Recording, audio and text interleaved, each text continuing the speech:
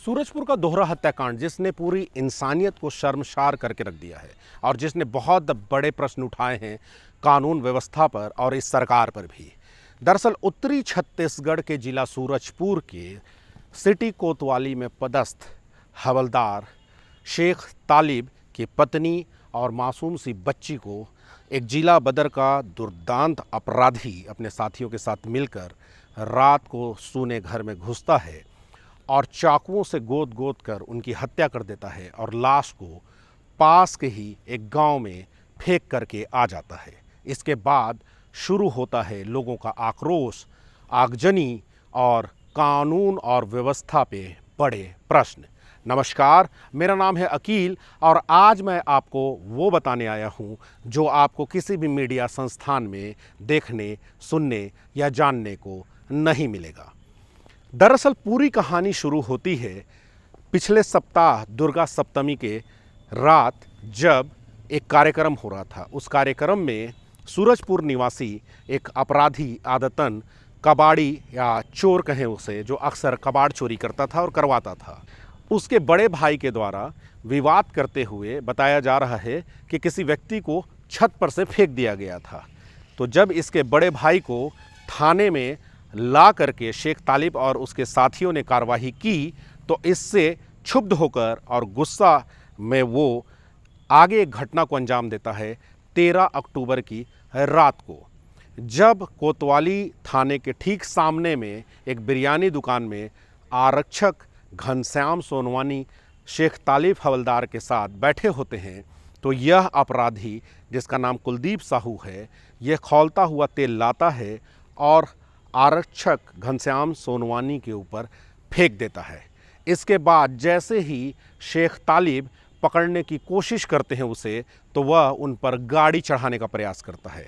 इसके बाद शेख तालिब अपनी टीम के साथ उस कार का पीछा करते हैं, लेकिन जैसा कि बताते हैं कि आगे कहीं से वो भागते हुए भैया थान रोड में यू टर्न लेता है और पहुंच जाता है अपने साथियों के साथ शेख तालिब के घर में। शुरुआत में पुलिस कहती रही कि कुलदीप साहू ने यह कृत्य किया है, लेकिन हम अपने पुराने वीडियो में हम आपको दिखाएंगे कि हम शुरू से इस बात पे प्रश्न उठा रहे हैं कि एक अकेला व्यक्ति, एक अकेला अपराधी दो लोगों का कत्ल नहीं कर सकता और लाश को ठिकाने नहीं लगा सकता। तो ऐसे में कोई अपने परिवार की सुरक्षा को दांव पे लगाकर और हमारी रक्षा कैसे करेंगे? कैमरामैन से मैं रिक्वेस्ट करूंगा, दिखाएंगे। ये वही घर है जहां पर 13 अक्टूबर की रात को बताया जा रहा है। आस पड़ोस के लोग बता रहे हैं कि यहीं पर वह दुर्दांत अपराधी निश्चित तौर पर अपने बाकी के अपराधियों के साथ इकट्ठा होकर इस घटना को अंजाम दिया होगा। एक अकेला का काम यह नहीं हो सकता कि माँ और बेटी दोनों का इस तरीके से जघन्य हत्या कर सके। मेरे पीछे वही घर है जिसके नीचे में बताया जा रहा है कि किराएदार रहते थे, जो अभी भी नहीं है और उस दिन भी नहीं थे। यानी कहीं ना कहीं यह अपराधी जानता था और रेकी किया होगा और उसके बाद इसने इस घटना को अंजाम दिया है। आसपास के लोगों से हमने बात की तो इतना दहशत का माहौल है कि कोई भी कुछ बोलने को तैयार नहीं है। आप देखें यहाँ पर खून के निशान जिस तरीके से घसीटे हुए हैं, आप ये देखकर अंदाज़ा लगा सकते हैं कि ये क्या कहानी कह रहा है। और वहाँ से पूरी सीढ़ी तक, चूँकि अभी बंद है, पुलिस ने सील कर रखा है, पूरी सीढ़ी से ऐसे घसीटते हुए लाया होगा और आसपास सुनसान, बिल्कुल कोई नहीं है। घर भी काफ़ी दूरी पर है और हमने दोनों पड़ोसियों से जो दूरी पर हैं उनसे पूछा कि क्या उन्हें कुछ सुनाई दिया, तो उन्हें कुछ भी सुनाई नहीं दिया रात को। सुबह उन्हें पता चला जब पुलिस आई तो यह बहुत बड़ा प्रश्न उठाता है सरकार के ऊपर भी कि जब वो अपनी पुलिस की सुरक्षा नहीं कर सकती तो हमारी और आपकी सुरक्षा क्या करेगी? आप सोचिए कि एक नाबालिग मासूम बच्ची और उसकी माँ किस तरीके से बेबसी से अपनी जान दिए होंगे। निश्चित तौर पर पुलिस कुछ ना कुछ छिपा रही है। ये अकेले एक अपराधी का काम नहीं हो सकता। यह एक पूरा का पूरा गैंग है जो पूरे ठंडे दिमाग से इस जघन्य अपराध को कारित किए हैं और उनके लिए जो भी कठोर दंड हो सकता है वो उन्हें दिया जाना चाहिए। हम आसपास के पड़ोसियों से बात किए, कैमरामैन दिखाएंगे कितनी दूरी पे है घर। एक वहाँ पर एक घर है और उस तरफ एक घर है जो कि काफ़ी दूरी पर है। और वहाँ हम लोगों ने बात की तो पता चला कि किसी ने भी कुछ भी नहीं सुना और कुछ भी नहीं देखा है और काफ़ी लोग डरे हुए हैं। और लोग क्यों ना डरें, सवाल ये उठता है कि जब एक पुलिसकर्मी का परिवार सुरक्षित नहीं है, अपराधी की इतनी हिम्मत हो जाती है कि वो एक पुलिस वाले के घर में घुसकर और इस तरीके से एक हैवानियत कर सकता है और उसके परिवार को मौत के घाट उतार सकता है, तो सोचिए आम आदमी में दहशत क्यों ना हो। क्राइम सीन या घटना स्थल के ठीक बगल में जो पड़ोसी हैं, मैं अभी वहाँ खड़ा हूँ, ठीक घटना स्थल के पड़ोस में जिनका घर है। आइए उनसे जानते हैं कि क्या उन्हें कुछ आभास हुआ, कुछ सुनाई दिया। सबसे पहले अपना शुभ नाम बताएंगे आप? मेरा नाम पुरुषोत्तम गुप्ता है। पुरुषोत्तम गुप्ता है। जी। तो घटना की रात को कुछ आभास हुआ आपको? नहीं, कुछ भी नहीं जानते हैं हम लोग। कहा कि हमें 10:15 बजे लगभग अपना गेट बंद कर दिए। उस समय किसी तरह के कोई वाहन, गाड़ी, मोटरसाइकिल वगैरह आया ही नहीं है। कोई चिल्लाने की आवाज़? नहीं, कुछ भी नहीं। आपको कब पता चला? हमको सुबेरे पता चला जब वो पुलिस वाले हमको उठाए। अच्छा, तो अगर इस तरीके से एक पुलिस वाले के परिवार के साथ ऐसा हो सकता है? नहीं तो हम तो डर रहे हैं भाई, जी। बहुत डर रहे हैं। रात को 8 बजे बंद कर दिए थे हम लोग। रात को 8 बजे बंद कर दिया। डर से गाड़ी यहाँ खड़ा रहता है हमेशा, आज बाहर से अंदर कर दिए हम लोग। तो आपको क्या लगता है कोई एक व्यक्ति ऐसी घटना को अंजाम दे सकता है? सवाल ही नहीं उठता है, एक व्यक्ति का काम नहीं हो सकता है ये। जी जी, देखिए 2-2 लाश, एक आदमी को मर्डर करने के लिए एक आदमी पर्याप्त नहीं होता है। जी, और 2-2 लाश है। कोई ना कोई तो होगा। गाड़ियाँ आई होंगी, आई होगी। ऊपर से लेके गए होंगे। और ये घटना होगा 12-1 बजे के बीच की बात है। 11 बजे के आसपास तो कोई नहीं सोता है, थके मांदे जरूर रहे होंगे, लेकिन आवाज़ कुछ भी सुनाई नहीं दिया। कहा कि पूरा खिड़की दरवाज़ा बंद करके एसी चलाते थे वो लोग। जी। एसी है उनके यहाँ, और हमारा खिड़की दरवाजे बंद रहता है, पंखा चलता है, कहाँ से सुनाई देगा। और 2-2 दिन से हम लोग थके हुए थे। हमारी शंका सही हुई और बाद में पता चला, पुलिस ने खुलासा किया कि कुलदीप साहू और उसके साथी चंद्रकांत चौधरी उर्फ CK चौधरी और साथ में फूल सिंह उर्फ रिंकू सिंह, ये मिलकर रात को जाते हैं और ऐसी घटना को अंजाम देते हैं। पड़ताल करने पर बताया जाता है कि शेख तालिब एक कड़क हवलदार हैं और अपराधियों और मुजरिमों से इन्हें खासी चिढ़ है और किसी भी प्रकार से यदि कोई अपराध करता है तो मिलने वाले अपने काम को ये बखूबी अंजाम देते हैं। ये पहले दूसरी जगह पर भी पदस्थ रहे हैं तो इनका ट्रैक रिकॉर्ड अच्छा रहा है। इनके भाई जिनके बारे में बताया जाता है वो भी पुलिस में है और इनके पिता भी पुलिस में थे। वहीं दूसरी ओर कुलदीप साहू एक कबाड़ी है, एक चोर है। 20 से ज़्यादा अपराध उसके ऊपर पंजीबद्ध है, जिला बदर की कार्रवाई उसके ऊपर हो चुकी है, लेकिन पुलिस अधिकारियों को और सिपाहियों को पैसे खिला करके वहाँ पर ठीक थाने के सामने बड़े आराम से ये दुकान चला रहा था। पुलिस कहती है अपनी कहानी में कि उसके विरुद्ध में जिला बदर की कार्रवाई हुई थी और जमानत से वो छूटा था। तो जमानत से छूट के आने के बाद वो ठीक थाने के सामने दुकानदारी कैसे कर रहा था, वो ये बात क्या हमें सूरजपुर पुलिस और छत्तीसगढ़ शासन की जो व्यवस्था है, कानून व्यवस्था, वह हमें इसकी जवाब देगी। देखिए यहाँ पर बड़ी विडंबना है कि शेख तालिब, उसके भाई और उसके पिता सभी पुलिस में रहे हैं और दूसरी ओर कुलदीप साहू खुद भी अपराधी है, उसके घर वाले सभी अपराधी हैं और सभी के ऊपर अपराध पंजीबद्ध है। यह दुर्दांत अपराधी चोरी करके अवैध धंधों के माध्यम से पैसा अर्जित करता है और पुलिस वालों को और नेताओं को पैसा खिला करके अपना एक नकली रसूख बनाया हुआ है और उसे यह बर्दाश्त नहीं हुआ कि उसके भाई को कैसे कोई थाने में बैठा सकता है, दंडात्मक कार्रवाई कर सकता है, वो भी एक मामूली हवलदार, जबकि वो बड़े अधिकारियों को बताया जा रहा है, ऐसे आरोप लग रहे हैं कि बड़े अधिकारियों को लाखों रुपए हर महीने वो देता है और पहुंचाता है। कुलदीप साहू को यह बर्दाश्त नहीं हुआ कि एक मामूली हवलदार, जबकि मेरे पैसे से अधिकारी तक मुझसे काफ़ी खुश रहते हैं और मेरी मनमानी करने देते हैं मुझे, तो एक हवलदार की इतनी मजाल कैसे कि वो मेरे भाई को पकड़ के ले जाए। इसीलिए वह खौलता हुआ तेल उस हवलदार की टीम में एक सिपाही के ऊपर डाल देता है और इससे क्षुब्ध होकर के जो हवलदार तालिब शेख हैं, जब उसे पकड़ने का प्रयास करते हैं तो यह उन्हें ही कुचलने का प्रयास करता है। इसी भागने के दौरान में वापस आकर के उसने इस घिनौने कृत्य को अंजाम दिया।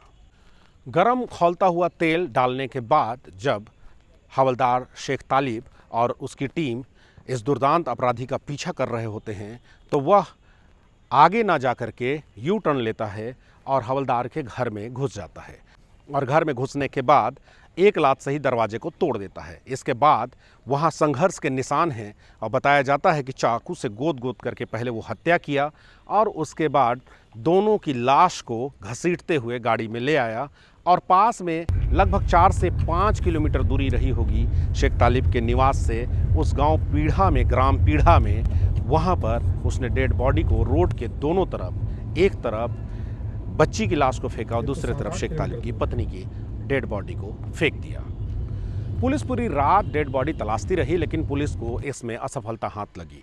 अगले दिन कुछ ग्रामीणों ने जब पुलिस को सूचना दी तब पुलिस वहां पर पहुंची और देखिए कितने थर्ड ग्रेड की विवेचना है कि घटना के लगभग 36 घंटे बीत जाने के बाद मैंने बाकायदा लाइव किया था और दिखाया था कि पुलिस ने ना तो क्राइम सीन को लॉक किया है, ना वहां पर उसने अच्छे से पतासाजी किया है और संभवतः बच्ची का जो चप्पल है उसे हम लोगों ने देखा और उसे आप लोगों को लाइव दिखाया। इसके बाद पुलिस अपनी प्रेस ब्रीफिंग में बताती है कि आरोपी के पकड़े जाने के बाद उसकी निशानदेही पर चप्पल और चाकू बरामद किया गया। तो यह तब माना जाता जब चप्पल और चाकू किसी और जगह पे बरामद होते। तो चाकू का तो हमें पता नहीं, लेकिन आपको लाइव वीडियो में आकर हम लोगों ने दिखाया था कि कैसे पुलिस विवेचना जो कर रही है उसमें प्रश्न उठते हैं। तो यहां से थोड़ी दूर में एक चप्पल मिला हुआ है जो अभी तक लाइव में इसलिए आ रहा हूं ताकि ये पुलिस अपने बचाव में कुछ भी कर सकती है। तो समझिए इतने कम रोशनी में हमको ये चप्पल यहां दिख गया। अगर आपको दिखाई दे रहा है रोशनी में तो आप चप्पल को देखें। ये चप्पल जिस तरीके से टूटा हुआ है ये साफ बताता है कि किसी के साथ जबरदस्ती हुआ है और चप्पल को अगर इस तरीके से पुलिस विवेचना करेगी तो आखिर जनता में आक्रोश क्यों ना हो। देखिए सीधी सी बात है, यदि किसी जघन्य अपराध की सजा सरकार ना दे, व्यवस्था ना दे, कानून को चलाने वाले ना दें तो पब्लिक कानून को अपने हाथ में ले लेती है, इस बात का खतरा होता है। और ये हुआ भी। आरोपी के घर को भीड़ ने जला दिया, पुलिस तब भी कुछ नहीं की। एसडीएम को दौड़ाया गया, धक्का देकर नीचे गिराया गया और बताते हैं कि मार भी पड़ी है एसडीएम को।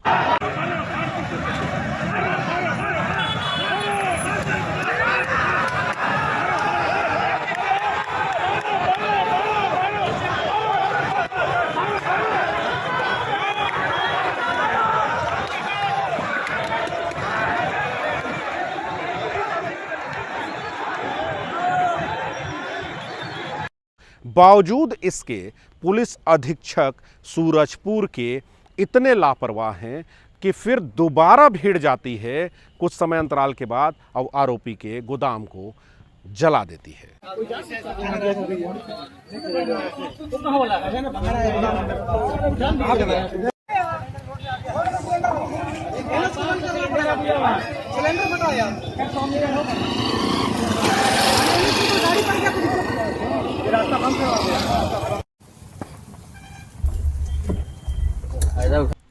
जब लॉ एंड ऑर्डर की धज्जियां उड़ गईं, आगजनी हो गई और वहां एसडीएम को मार पड़ गई, भागना पड़ा।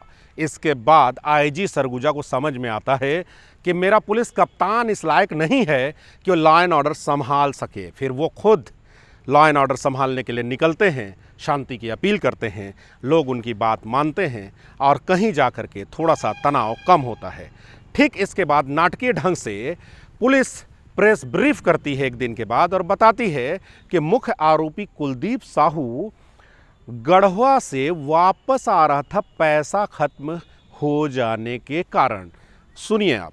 पहले वो यहाँ से प्रतापपुर चौक तक गया, वहाँ से छाबड़ा ट्रेवल्स की बस पकड़ कर रामानुजगंज पहुँचा, उसके बाद गढ़वा पहुँचा और गढ़वा में जब इसके पैसे खत्म हुए तो वहाँ से ये पैसों का इंतजाम करने के लिए जब बलरामपुर आ रहा था और हमकारी टीम चूँकि इसका लगातार लोकेशन को ट्रेस करते हुए वो जा रही थी आसपास से पूछते पूछते, जब हमें इस बात का पता चला तो तत्काल हर जगह नाकेबंदी करी गई और उस नाकाबंदी में कल इसको वहाँ पर हिरासत में बलरामपुर में लिया गया। अब मैं पुलिस के इन आला अधिकारी से पूछना चाहता हूं कि आप बताएं कि पैसा ख़त्म हो गया था तो वो क्या बैंक में चेकबुक से पैसा निकालने के लिए इतना दुर्दांत अपराधी इतना बड़ा घटना, इतना जघन्य घटना को अंजाम देने के बाद वापस आ रहा था? क्या करता? क्या वो आपके पुलिस वालों को जो आरोप लग रहे हैं कि पैसा खिलाया था उस पैसे को मांगने आ रहा था,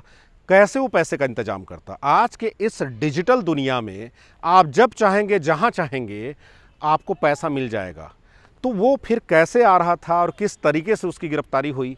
और ये सबसे कमाल की बात है कि जो उसके साथी बाद में पकड़ा है, अन्य 4 साथियों को और पुलिस वालों ने पकड़ा है। पुलिस की ब्रीफिंग के अनुसार कुलदीप साहू के साथ फूल सिंह उर्फ रिंकू सिंह और चंद्रकांत चौधरी उर्फ सीके चौधरी, जो जिला अध्यक्ष है NSUI का, इसके आरोप लगने के बाद उसे जिला अध्यक्ष के पद से कांग्रेस ने हटाया है। अब देखिए कितने कमाल की बात इस सीके चौधरी की, जो जिला अध्यक्ष है NSUI की, कि मर्डर करने के बाद बड़े आराम से आता है और आने के बाद वीडियो जारी करता है। मैं चंद्रकांत चौधरी, मैं सूरजपुर NSUI का जिलाध्यक्ष हूँ। आज कुछ घटित घटना हुई है सूरजपुर जिले में।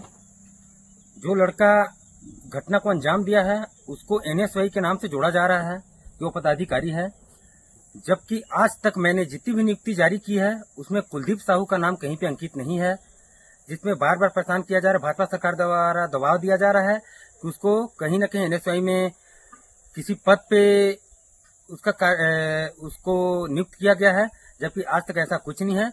मेरे जितनी भी नियुक्ति पत्र हैं उसमें कुलदीप नाम साहू कहीं पे अंकित नहीं है। ये जबरदस्ती भाजपा सरकार द्वारा हम कांग्रेस वासियों को जबरदस्ती अंधेर में ढकेला जा रहा है। मैं स्वयं को, अपने आप को बता रहा हूँ कि आज तक मेरे किसी भी कार्यक्रम, किसी भी चीज में कुलदीप साहू मेरे साथ नहीं रहा है। जबरदस्ती हमको हमारे पार्टी को गिराने की कोशिश की जा रही भाजपा सरकार द्वारा, जिसका हम पूर्ण विरोध करेंगे।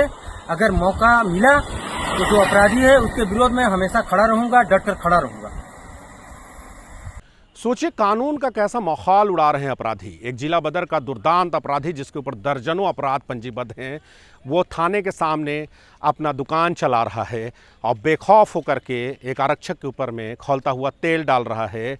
और उसकी दबंगई देखिए कि वापस आकर के प्रधान आरक्षक के घर में उसकी बीवी और मासूम सी बच्ची का कत्ल करता है। कत्ल करने के बाद खुद फरार हो जाता है और उसका दूसरा साथी जो NSUI का जिला अध्यक्ष है, बड़े आराम से घर में आता है, आने के बाद सोता है और फिर अगले दिन वीडियो बनाता है। और वाह री कांग्रेस, इसमें भगवती राजवाड़े ने एक पत्र लिखा था अपने कांग्रेस के प्रदेश जो कमेटी है कि इसके ऊपर बहुत सारे आपराधिक प्रकरण हैं, इसे जिलाध्यक्ष ना बनाया जाए, लेकिन बावजूद इसके ये जिलाध्यक्ष बना रहा। और ऐसा बताते हैं कि वह डमी था, मूल रूप से पूरा काम चलाता था कुलदीप साहू, और हमेशा जिलाध्यक्ष उसकी गाड़ी के पीछे बैठा रहता था।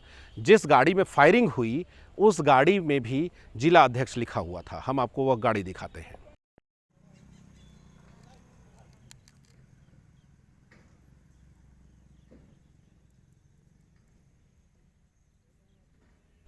तेरह अक्टूबर की जो घटना है, उस दिन भागते समय लटोरी के पास पुलिस पर कुलदीप साहू और उसके साथी फायरिंग करते हैं।